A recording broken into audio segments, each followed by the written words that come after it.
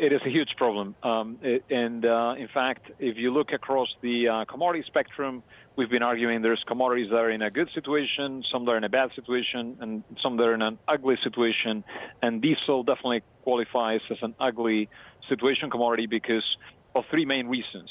Reason number one is that we've had a huge disinvestment in refining capacity because we had weak demand throughout the last couple of years during the pandemic, and then, of course, we were all moving quickly to an electric vehicle future that's maybe taking a little longer than we expected, as we've learned with Tesla. But so I think we've lost about 2 million barrels a day, 2% capacity on refining that is now coming back to haunt us. Second factor is the very, very high natural gas prices globally. Remember, high gas prices hurt refining margins because gas is a key input into the refining process. This is what we use to burn crude oil to create diesel. Essentially, that's gas. So that's not helped either. And then the third factor, really on the supply side, which has been a big problem, is sanctions on Russia. The U.S. was the first country to impose sanctions on Russian diesel, then the U.K., and now, of course, over the next couple of months, we're going to see Europe doing the exact same thing. So, and Russia is the world's second largest exporter of petroleum products, including diesel. So that's where we are today, guys. This is very problematic.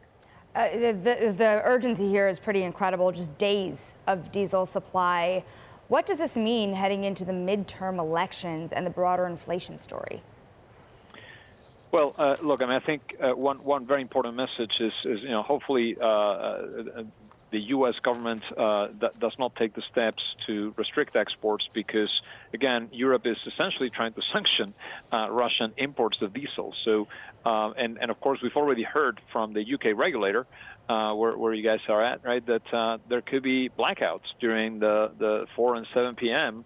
on cold winter days. So Europe needs the energy. I realize high prices do not help anyone, but ultimately prices are a mechanism to spread around the limited available supplies, and that's what we have right here, right now. We need to let prices do some of the work on distillates, and I think it'd be very damaging to start using non-market measures such as restrictions in order to